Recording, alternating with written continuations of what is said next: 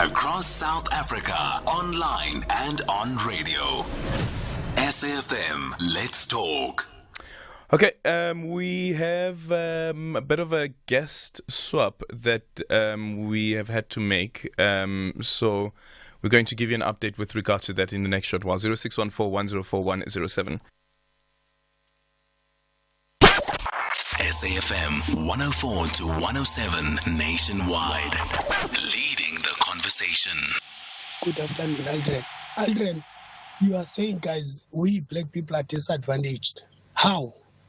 How long have been black men from Nelson Mandela, Thabo Mbeki, Kgalema Motlanthe, Jacob Zuma, Cyril Ramaphosa, 5 presidents have failed black people? And now you need to blame you go and blame white people for the failure of black people. This BEE was set up long time ago. If it was going to be a success for black people, we should be successful right now. Today, there is no black bank that have been established by black people.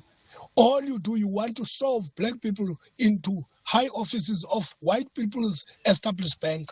Why can't we establish our own as black people so that we can have this transformation that you're talking about? Why must we make a transformation in a foreign established thing? Thank you. So here's the point that you need to realize. If you look at the apartheid spatial planning, one, that disadvantages black people. They're far away from where economic activity is happening. Two, if you compare how many black people use or rely on public transportation versus how many white people, you will see that in majority it is black people. And then on top of that, look at, for instance, the railway line and how the railway line has been destroyed. Yes, you can blame the government and blame the state. You can blame the government and blame the state for the state of the railway, for instance, and we'll be speaking to the ANC about this as well and their proposals in terms of economic transformation in the country. But you can't deny that black people have been disadvantaged and continue to be disadvantaged, just focusing as an example on apartheid spatial planning. If you look at the stats once again, look at what Stats SA tell you about the amount of money that people spend on public transport just to get to work. Just to get to work. They don't even have money to save. They don't have money to save. And this is now speaking about people who live in the townships, people who live in rural areas. We need to take all of these things into consideration and ask yourself once again, how are black people being disadvantaged? How are black people being disadvantaged? You ask about opening your own banks. Do you know what the balance is that you need to deposit at the Reserve Bank to open your own bank? And how many South Africans, black South Africans, have that type of money to open their own banks? 0614104107, and you can also drop me an X at Aldrin Sampear. #SAFMBTH. Well, we're in conversation now with ANC NEC member and a member of the subcommittee on economic transformation of the ANC, Malusi Gigaba, who's also the former finance minister of the country. As we normally do on a Thursday leading up to the elections, is that we focus on the manifesto of political parties with their promises, but we zoom in on the economic policy proposals that are being made by these political parties. And today our focus is going to be on the ANC, which launched its manifesto over the weekend at Moses Mabhida Stadium. Among the things, the party has promised to create and sustain 2.5 million work opportunities over the next 5 years. But is that enough considering the country's high unemployment rate? The party has also vowed to accelerate land reform and redistribution to reduce asset inequality, given their status in South Africa's politics and the seminal role that the party continues to play since they took power in 1994. What more can they offer South Africans economically speaking? We're in conversation next with Malusi Gigaba, ANC NEC member and member of the ANC subcommittee on transformation, and also the country's former finance minister. Mr. Gigaba, good afternoon, and thank you so much for making time for us. Good afternoon, and thank you very much for the opportunity. So I was looking at the ANC's 2019 election manifesto, and we're going to start off with the question around land. And the ANC there speaks about the amendment of Section 25 of the Constitution to clearly define the Constitution under which expropriation of land without compensation can take place. And that amendment, of course, didn't happen. The ANC is again proposing that there needs to be measures that are put in place to accelerate land restitution as well as transformation around land ownership within the country. But does this mean that the ANC has given up on amending Section 25 of the Constitution? No, we haven't given up. Remember, that remains the policy position of the ANC, which was reaffirmed by the 2022 National Conference of the ANC. What we are doing is to disaggregate the interventions that we have to implement so that we don't wait for one form of intervention which might create the impression that we see it as a panacea that resolves all problems. We need to implement all the measures that we have to, given the fact that obviously for the amendment of Section 25, you need a two-thirds majority in parliament, which means that you need a majority of MPs to agree on the form of legislation or amendment that is being spoken about. So in this regard, we've not given up on the expropriation legislation, but what we are doing is to intensify the other measures that are available at the disposal of the state to implement land reform. Sure, but specifically on Section 25 of the Constitution, is it fair to say that the ANC has given up on amending that part of the Constitution and instead is going the expropriation bill route? No, remember, we haven't had a single form of land policy. Even as we were pursuing land expropriation, we were still going on with other forms of land restitution and reform programs, which involve the redistribution of land to those who are landless. So we haven't given up on the amendment of Section 25. All we are saying is that we are going to pursue all the measures that we have at our disposal and those that will require us to continuously negotiate with the opposition. The issue of land in South Africa is fundamental to not only the struggle, but the aspirations of the majority. It was only when land had been completely expropriated by the white minority that the oppression of the majority was complete. And so we need to reverse that and address the land hunger and injustice that our people are feeling. And any genuine liberation movement would never give up on the pursuit of land reform. I think we are aware of the constraints within which we operate as a result of the constitutional environment and the democratic settlement that was agreed to in 1994. But all of that notwithstanding, the compromises of 1994 were not supposed to be cast in stone and turned into a permanent feature. And that's why we are continuing to look for measures that are going to ensure that the Freedom Charter's injunction that the land shall be shared among those who work it is fulfilled. So does this mean that we should expect another proposal being tabled in Parliament for the amendment of Section 25 of the Constitution?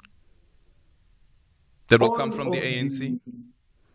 Well, the ANC will certainly discuss that as part of its strategic planning after the elections. So that I think it would be sensible, it would be rational to expect that we are going to come back with new proposals. Hopefully, those who want or who seek extensive land reform are going to garner the necessary majority so that they are able to achieve this objective, because we do expect that the parties of white minority rule will continue to resist this reform measure with everything they have. 0614-104-107. You can also drop me an X at Aldrin Sampear. We're in conversation with Malusi Gigaba, the former finance minister, but speaking in his capacity as an ANC NEC member and also member of the subcommittee of the ANC on economic transformation. Hashtag SAFMBTH. 24 minutes after 5 o'clock, it is the Inner View. Our focus today is the ANC's manifesto ahead of the 29th of May elections. But we're zooming in, of course, on their economic policy proposals in conversation with Malusi Gigaba, ANC NEC member and also member of the ANC's subcommittee on economic transformation. I want to go now to the part around the aligned monetary, fiscal, trade and trade policy along with transformation of the financial sector to meet the basic needs and support job creation and industrialization. What is it about the financial sector that the ANC believes needs transformation? You know, if you were to take one major example, all the big 5 banks in South Africa are white-owned. There is no state-owned bank. There is no black-owned bank. I always wish that when Dr. Daniel Minele left the South African Reserve Bank, instead of going to ABSA, he had gone to he had been deployed to establish a black-owned bank and ensure that it functions, because he has an extensive understanding of the financial sector. So if you take that example, first, you will realize the challenge that we still have to ensure transformation in the financial sector. But there is a whole range of things that need transformation in the financial sector, including black and women participation in terms of ownership, in terms of management, and ensuring that the focus of the financial sector in South Africa is supportive of transformation and particularly capital investments, because we live in an environment where the dominance of the financial services in the global economy is characterized by short-term speculative investments which are not conducive to sustainable growth and job creation. And so that's what the ANC wants to focus on, to ensure that there is a sector, a financial services sector in South Africa, including the state-owned financial sector, your IDCs, your GEPF, your PICs, NEFs, that also play a significant role in supporting transformation, not just in the form of ownership, but in the form of creating sustainable, solid investments that are going to grow the South African economy. Because if the financial services is the dominant sector in South Africa today, or the services sector, it means that it has to play a significant role in supporting South Africa's development strategy and ensuring that all these policies that we are putting up here, because if you look at what the ANC proposes, the 2.5 million jobs that must be created through the expanded public works, that is what government must and will do. This is not yet the amount of jobs that must be created by the private sector through investing in capital projects and supporting infrastructure development. Sure, but the jobs of the expanded public works program, the minimum wage there is lower than the national minimum wage. Is this really something that the ANC would want to pride itself in and saying that we want to create more job opportunities in the expanded public works program, where people are earning far less than what the minimum wage that has been set by the ANC-led government? The expanded public works program is actually similar or a part of the social wage program of the ANC. It's part of ensuring that you create capability for people to be able to earn a living and do whatever that they wish to do as part of the totality of the social wage that government provides, including free education, the nutrition scheme, the social grants, and other such measures. In themselves, the expanded public works program cannot be relied upon as the most sustainable way of creating jobs and getting people into employment. But part of what it does is to ensure, as part of this capability expansion, that it gives those who are involved in it work experience, so that if they are to find employment in the private sector, they will not come empty-handed. They will be able to say that we do have some experience. But it's important because it involves mostly women who are the backbone of most families in South Africa. Yep. And so it's a very crucial intervention, even though it's not yet able to pay them the minimum wage as was agreed to in NATLEC. 0614-104-107, X at Aldrin Sampear, and studio line is 086-000-2032. We'll take your calls just after the MoneyWeb market update with Jimmy Moyaha. You are listening to Aldrin Sampear on SAFM. We continue with the interview in conversation with Malusi Gigaba, ANC NEC member and also a member of the ANC Subcommittee on Economic Transformation, also former Minister of Finance. So we're taking your voice notes on 0614-104-107 and your calls on 086-000-2032. Let's go to Mbombela. Nevari, good evening. Good evening, Adrian and Comrade Melus there on the studio. You know, I'm quite delighted that the ANC is still committed to the project of land reform. And I think that South Africans must give the ANC of our own majority to ensure that we continue with that agenda. And last time we attempted to amend Section 25, some land reform pretenders sold us out in Parliament, claiming that they would give us some majority to change the Constitution. And I think that I'm quite happy that... but the ANC changed the text, Nevari.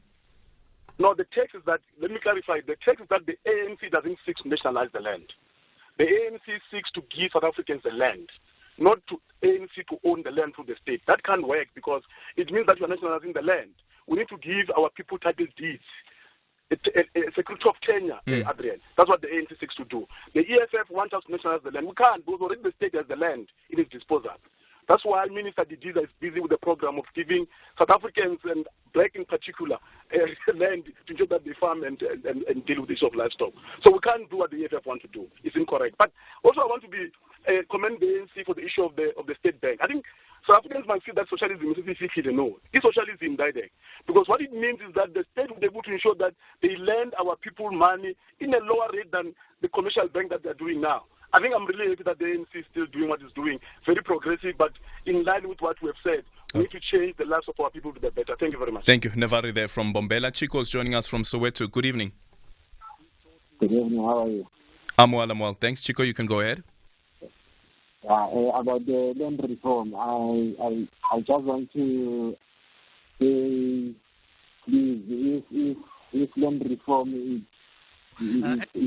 utilized in this country, please. As you said, I don't want to see the extermination of reserve park and Stellenbosch and replaced by squatter camps. Please, land reform, it should be a land reform for agriculture, farming, not for squatter, for mushrooming of squatter camps. Please, I'll be happy with that. Thank you so much. That is Chico there joining us from Soweto. 0614-104-107, and you can drop me an X at Aldrin Sampear. Mr. Gigaba, quick response to what has been said so far? Well, I think I agree with both. I agree with both the callers. Let me start with Chico first. It's very important that we focus on turning our land into a productive asset, because ultimately the growth of any nation depends on land reform. That's what the Chinese did. That's what the Asian countries did, the East Asian economies. And that's what some of the countries on the African continent did, but with great resistance in Africa compared to East Asia. But it's something that we need to focus on, because ultimately, with land ownership, we will be able as a country to drive an investment, a sustainable investment and development, inclusive development agenda. With regard to what Nevari says, we have to pay attention to what, therefore, the ANC views as the weakness of these coalition arrangements, in that for you to implement extensive land reform or even extensive economic transformation, you would have to negotiate and bargain with people who are opposed fundamentally to that agenda. And that is why the forces that seek fundamental transformation have got to enjoy overwhelming majority in the legislative institutions, so that they are able to convert that majority into a transformative instrument. If we don't do that, we would find ourselves trapped in a situation where you have to bargain with people who are opposed to extensive transformation for you to be able to implement any policy. And at times they will sabotage you. And so it's necessary that the political organizations that want fundamental transformation have got to work together in order to deny the opponents of transformation any leverage to sabotage transformation. Kumkani on X saying that I can't wait for the State Bank. Want to urgently transfer my bond. Hope it will be on a better rate. Let's quickly take your voice notes. For the State Bank. Want to urgently transfer my bond.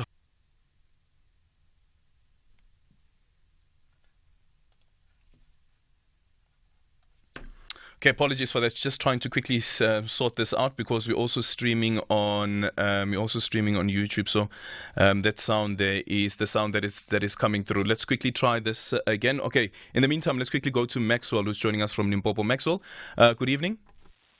Good evening, Aldrin. Two things. As a young person, a young black person who's hungry for opportunities in South Africa, a state bank for me would be,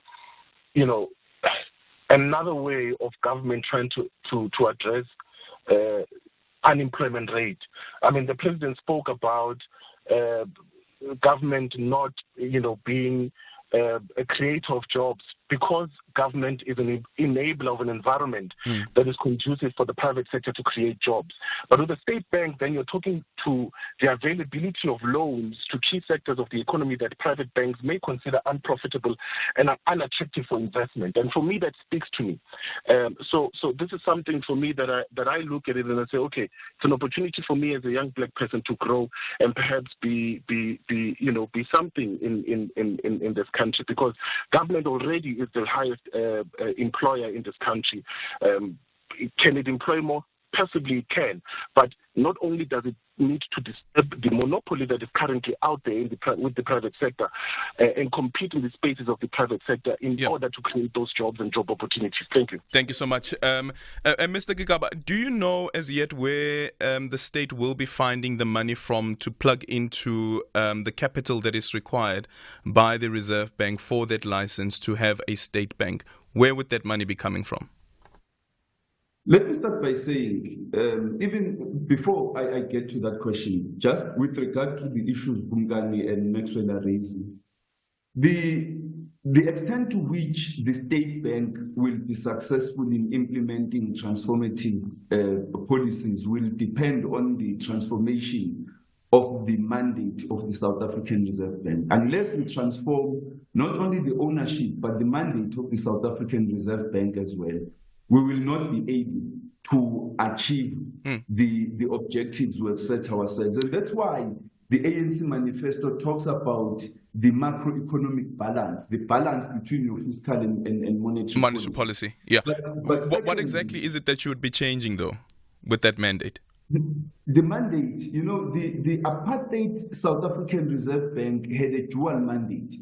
Not only to manage inflation, but it also had to focus on job creation and economic growth. The Democratic Reserve Bank, at the point of negotiation, that second mandate was removed. And that is the mandate that needs to be brought back so that the South African Reserve Bank is able to play its conducive role. Because in the environment of high unemployment, you see, people are reeling from unemployment. The the cost of living is high, but at the same time, the interest rates are rising. You actually are suffocating the middle class. You are suffocating young people who are coming into employment for the first time. They won't be able to buy houses and accumulate assets and property. So you need the Reserve Bank to be able to have a basket of policies through which it can alleviate these pressures and even when necessary lend government money so that it's able to address developmental programs. The second issue is the transformation of the financial sector, because the state bank on its own is not going to play this role.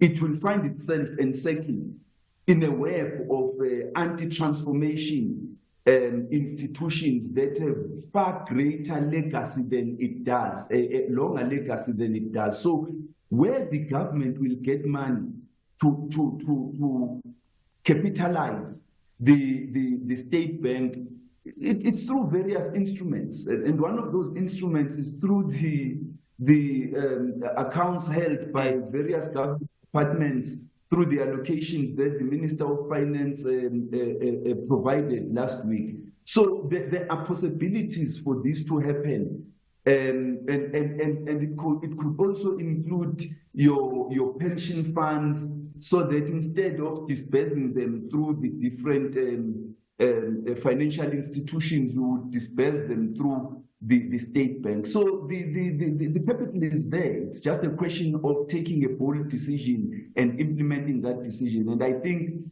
once we've gone through elections and are now looking at the implementation of the program after elections, we will take those decisions and move forward. Would that require an amendment of the Constitution at all? The mandate of the Reserve Bank probably would require the amendment of the Constitution, because it is stipulated currently in the Constitution. But it's something which I think all political parties should be interested in, except those that are the adherents of the status quo. But I think we should be able to get the 2/3 majority we need to change the mandate of the Reserve Bank.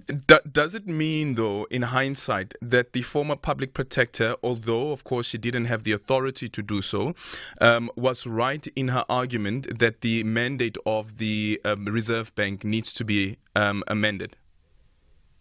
The argument is correct.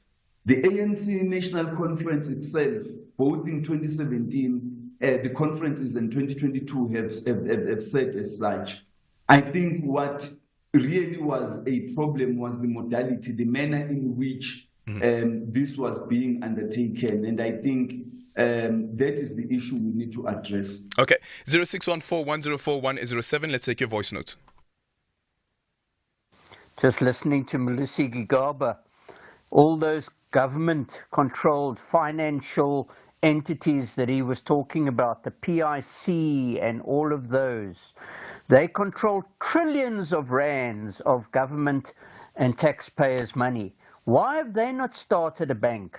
Why have they not started banks? Why have they not started industries set up close to where the people actually stay, so they don't have to spend thousands on transportation? And just a reminder to him, the banks are not white-owned. They are owned by shareholders on the stock market. Well, good afternoon, Aldrin and SAFM listeners. My question to Mr. Gigaba is, do they think, as the ANC, they will ever get a 2/3 majority again? Because at the time, when they were a 2/3 majority in parliament, it was the time of Nelson Mandela.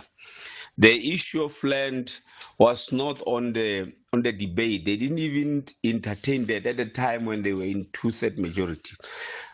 Do they think now in the 2024 they will ever get? I hear him saying it's a fundamental thing, but at the time when they were in 2/3 majority, they failed to focus on Section 25 about the... Hi, Aldrin Sampear. Hi, SAFM listeners. My question to Malusi Gigaba is all these policies that he's stating that the ANC wants to do now, while he was in government, while he was finance minister, why didn't he push for any of this to be implemented? In fact, he's been fingered or identified as the architect of state capture. So why should we believe anything that comes out of his mouth now in terms of trying to forward the agenda of transformation? He had the opportunity to do it when he had influence and power, but he didn't. I would like him to answer that question. Deji from Cape Town, thank you. Okay, Mr. Gigaba. Thank you very much. I agree with the view that the DFIs should play a significant role, not only in terms of the establishment of the intended state bank, but also in terms of financial sector transformation as well as infrastructure or capital investments. The Development Bank of Southern Africa is playing that role, the IDC to an extent, the PIC, all of them are playing some role towards financial sector transformation and capital investments, but they need to play a far bigger role than they are playing at the present moment. And any regulatory obstacles that are preventing them from doing so have got to be addressed by the relevant executive authorities.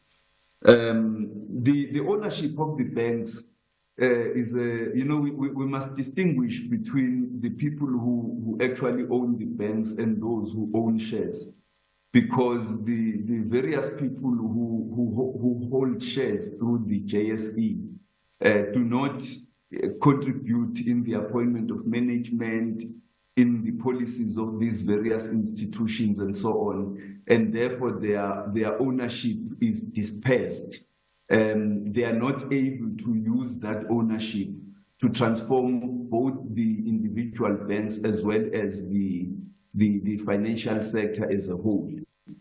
Will the ANC ever get a 2/3 majority again?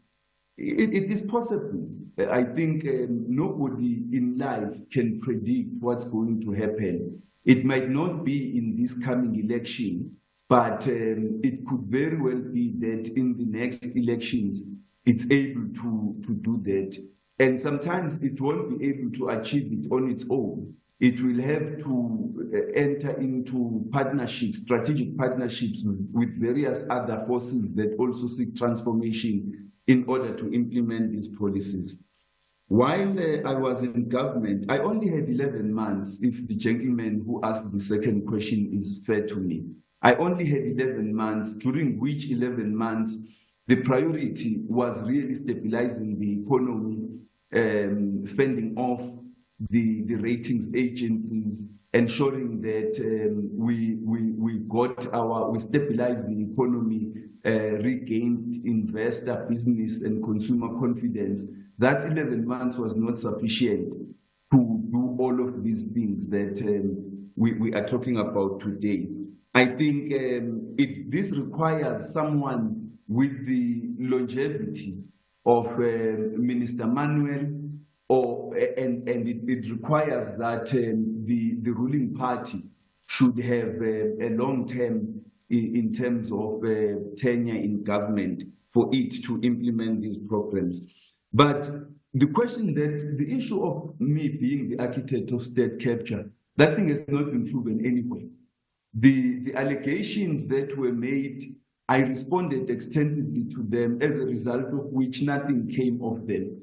And so it's not worth responding to. I don't think I should waste my time. The fact that someone makes an allegation against you doesn't mean that that allegation is true. And so I shouldn't waste my time responding to that nonsense. Yeah, but the Zondo Commission found that you're not a reliable witness either, and makes reference to the architects of state capture and speaks about Lynn Brown as well. The fact that they make that finding doesn't mean that that finding is correct. The findings of the Zondo Commission themselves are a subject of an extensive review process by many people. and they themselves are not reliable. And I think we shouldn't distract from this conversation to talk about me. I'm very much capable of defending myself. What I've been asked to talk about today are ANC policies, and I'm keen to do that in a spirited manner. Okay, thank you so much. That is Malusi Gigaba, former finance minister, ANC NEC member, and also member of the ANC subcommittee on economic transformation. We've come to the end of our voyage. Thank you so much for choosing Flight SAFM, BTH 326 with me, Aldrin Sampear. Today we leave you with the words of Les Brown, who once said, "Accept responsibility for your life. Know that it is you who will get you where you want to go and no one else." Apologies, we're a bit late for the news. Independent and impartial. This is SAFM News. Wits University speaks on Joburg shooting in opposition party slam at Atabata Sopa. Good evening. Wits University says none of its students or staff were injured in the shooting incident that occurred in Braamfontein in Johannesburg. University says in a statement to staff and students that the incident may have been taxi-related. Police earlier confirmed that 3 people were declared dead following the shooting. Police spokesperson Dimokatsu Nebolu. The motive of the shooting is subject to police investigation, and the case of murder and attempted murder is open. No one has been arrested as yet. Anyone who may have information that can assist with the investigation or tracing of the suspects is requested to contact the Crime Stop line at 08600 10 111 or report anonymous tip-offs on MySubs app. Police investigations continue.